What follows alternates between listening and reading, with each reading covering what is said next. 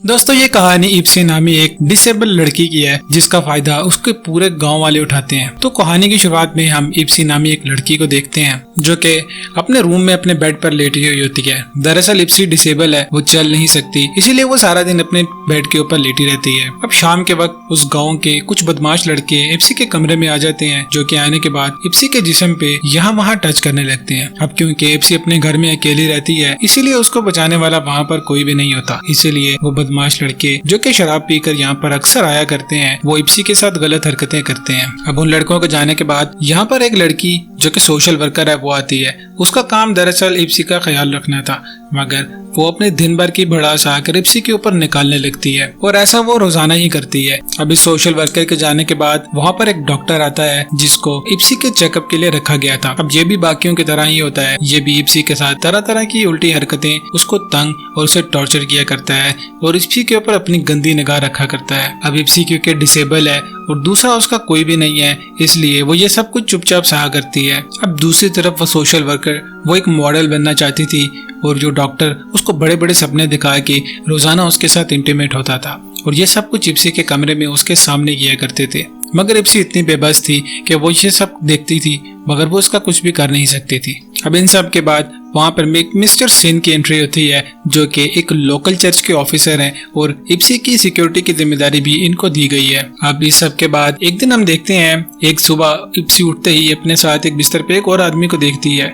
दरअसल ये आदमी अब इप्सी के साथ यहीं पर रहा करता है, जो कि खुद भी बोल नहीं सकता, मगर वो इप्सी का ख्याल रखा करता है, जो कि इप्सी को खाना खिलाता है, नहलाता धुलाता है और उसकी देखभाल करता है। अब कुछ दिन तो ये सब इसी तरह चलता रहता है, मगर कुछ दिन के बाद जब वो डॉक्टर और सोशल वर्कर इप्सी को मिलने या उसे चेकअप करने के लिए आते हैं तो उन्हें पता चलता है कि यहाँ पर जो आदमी रह रहा है वो इप्सी का अंकल है। दरअसल बचपन में किसी वजह से ये अंकल यहाँ से चला गया था, तब इप्सी काफी छोटी थी और कुछ वक्त के बाद जब ये वापस आया तब इप्सी के फादर और उसकी मदर की डेथ हो चुकी थी।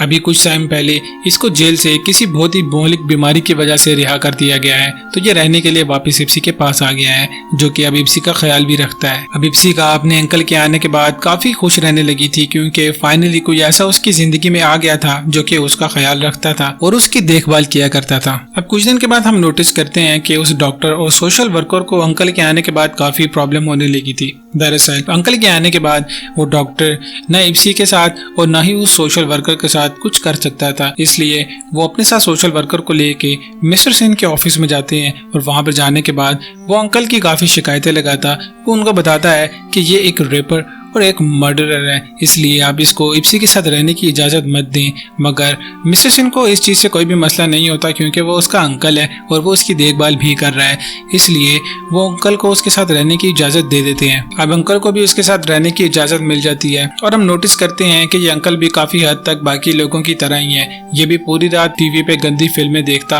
और इप्सी को भी अपने साथ दिखाता था और ये खुद भी इप्सी के ऊपर अपनी गंदी निगाह रखता था। अब कुछ दिन के बाद वो पुलिस ऑफिसर मिस्टर सेन इनके घर पर आता है और आने के बाद वो अंकल से कहता है कि मुझे तुम्हारे घर से हैरेसमेंट की एक रिपोर्ट आई है। अब आज ये हमें ये भी मालूम पड़ता है कि ये अंकल जिस जुर्म में जेल गया था वो दरअसल इप्सी की माँ को मारने का जुर्म ही था। इप्सी की माँ को इसी अंकल ने मारा था। अब वो पुलिस ऑफिसर अंकल को धमकी देता है कि मैं इप्सी को ये सब कुछ बता दूंगा कि तुम ही उसकी माँ के कातिल हो, मगर वो अंकल ये नहीं चाहता था कि इप्सी को इस बारे में कुछ भी पता चले, इसलिए वो चुपचाप उस घर से चला जाता है। मगर कुछ दिन के बाद इप्सी को भी इस बारे में पता चल जाता है और उसे बहुत ही दुख होता है और उसके बाद उसकी जिंदगी पहले जैसे ही हो जाती है।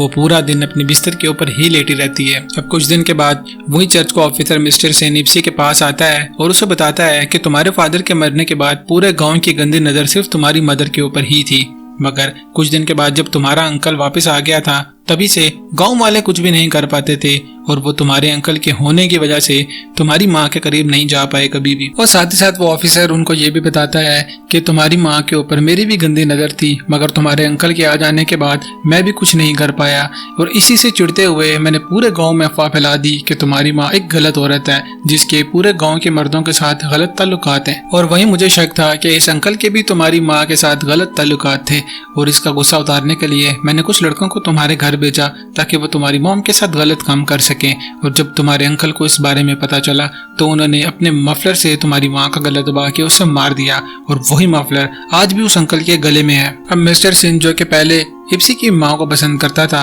अब उसकी नजर इप्सी के ऊपर होती है और वो काफी दिन से इस बारे में प्लानिंग भी कर रहा था। तभी उसने अंकल को भी यहाँ से भगा दिया। अब मिस्टर सिंह इप्सी के साथ इंटीमेट होने के लिए अपने कपड़े उतारने लगता है कि तभी हम देखते हैं कि बाहर से अंकल भी आ जाता है जो कि यहीं बाहर कहीं पे घूम रहा था और वो इन दोनों की बातें भी सुन लेता है। अब ये दोनों यहाँ पर लड़ते हैं। लड़ते लड़ते अंकल मिस्टर सिंह को मार देता है। अब इसी रात इप्सी को भी एक ख्वाब आता है जिसमें वो एक मक्खी को खा लेती है जो कि उसके मुंह के ऊपर बैठ के उसे परेशान कर रही थी। अब अगली सुबह हम इप्सी को काफी बदला हुआ देखते हैं। इप्सी अपने अंकल के साथ बैठ के एक प्लान बनाती है जिसमें वो उन सब लोगों को मार देंगे जिसने भी इप्सी का फायदा उठाया था। अब कुछ देर के बाद जब सोशल वर्कर इप्सी के चेकअप के लिए आती है तभी ये लोग मिलके उसको पकड़ लेते हैं, पकड़ के उसको बांध देते हैं। अब कुछ देर के बाद वो हरामी डॉक्टर भी वहां पर आ जाता है। उस डॉक्टर के आने के बाद वो देखता है कि इप्सी बिना कपड़ों के बेड के ऊपर लेटी हुई है।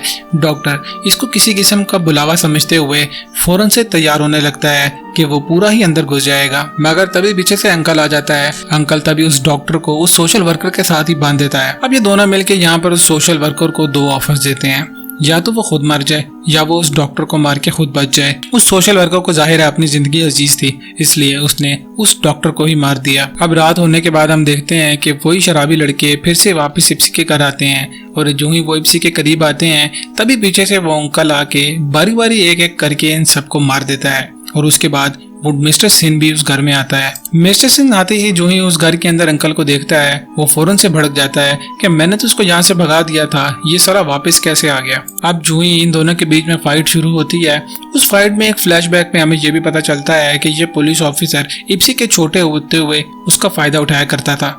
अब जो ही इनकी फाइट हो रही होती है तभी उस पुलिस ऑफिसर की गन से एक बुलेट फायर होती है जो कि सीधी उस सोशल वर्कर को जाके लगती है। अब इसके बाद वो पुलिस ऑफिसर और अंकल आपस में लड़ते लड़ते ही मारे जाते हैं। इसके बाद इप्सी पूरे घर में अकेली रह जाती है। वो किसी तरह घसीटती हुई खुद को बाहर ले जाती है और खुली फिजा में सांस लेती है। अब इस फिल्म का मॉरल ये था कि इप्सी अपाहिज होते हुए भी अपना बदला उन सबसे कैसे लेती है जो कि रोजाना उसका फायदा उठाते थे। उसमें कुछ लोग उसके काफी करीबी थे और कुछ लोग अनजान थे।